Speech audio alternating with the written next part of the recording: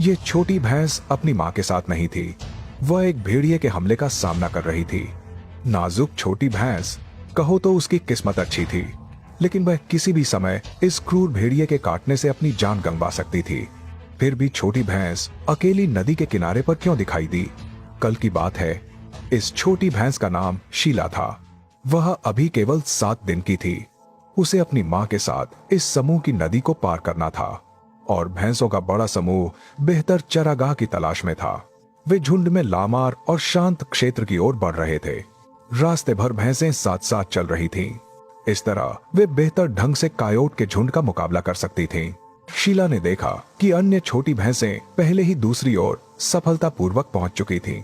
उसके पास कोई विकल्प नहीं था। उसे केवल अपनी माँ के पीछे चलकर इस नदी को पार करना था। शीला बड़े कदमों से नदी पार करने की ओर बढ़ी, लेकिन जब वह नदी के बीच में पहुंची, छोटी शीला धीरे धीरे पीछे रह गई। भैंस माँ ने पीछे मुड़कर शीला को किनारे की ओर तैरने के लिए प्रोत्साहित किया, लेकिन पानी का बहाव बहुत तेज था। शीला ने पूरी ताकत से आगे तैरने की कोशिश की, लेकिन उस समय वह किनारे से अभी भी काफी दूर थी। थकी हुई शीला नदी के पानी में बह गई। जब भैंस माँ ने पीछे मुड़कर देखा, तब तक बहुत देर हो चुकी थी। इस तरह शीला अपनी माँ से अलग हो गई। उसे यह भी नहीं पता था कि उसका भाग्य क्या होगा। समय बीतने के साथ नदी के निचले हिस्से में एक उथले क्षेत्र में भाग्यशाली शीला अभी भी जीवित थी। वह नदी के पानी द्वारा किनारे पर बह गई। इस समय भले ही शीला सुरक्षित थी, लेकिन उसकी माँ उसके साथ नहीं थी। शीला हमेशा खतरे से भरे हालात में थी, और अधिक महत्वपूर्ण बात, उसे खतरे का कोई एहसास नहीं था। इस समय शीला बहुत लाचार थी। उसने अपनी दोनों टांगें सिकोड़ ली और वह उसी जगह पर आराम करने की तैयारी करने लगी। शाम तक क्या शीला अपनी माँ से फिर मिल पाएगी? अगले दिन सुबह तक एक भेड़िया नदी के किनारे पर शव के अवशेष खा रहा था। वह एक भटके हुए जानवर का शव था। भेड़िया और कौवे मिलकर इस बड़े भोजन का आनंद ले रहे थे। शीला तब नदी के दूसरी ओर किनारे पर दिखाई दी। उसने अकेले ही एक रात बिताई। इस समय वह अभी भी अकेली और दुखी थी, और भैंसों का झुंड अभी भी अपने रास्ते पर चल रहा था।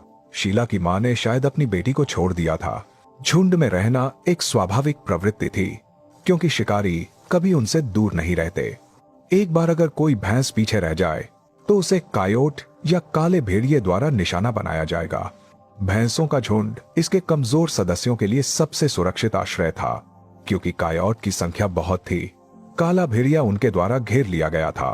3 कायोट ने एक काले भेड़िए पर हमला किया, लेकिन काला भेड़िया उनसे डरता नहीं था।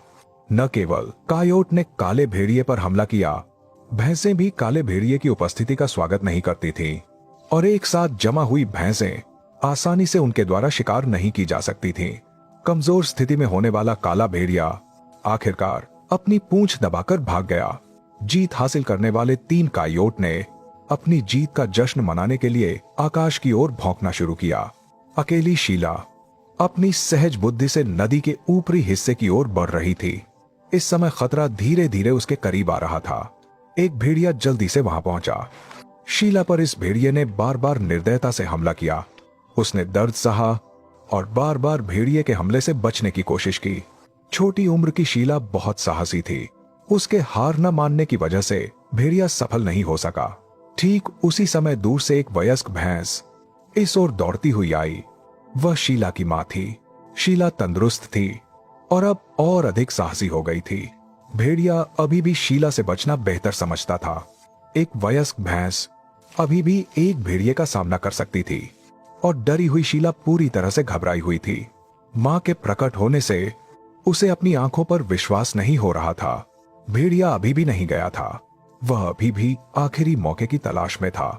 शीला आखिरकार अपनी मां से मिल गई। एक दिन की भूख के बाद उसने तुरंत अपनी मां से दूध पिया। अपनी मां के साथ रहकर शीला बहुत खुश महसूस कर रही थी।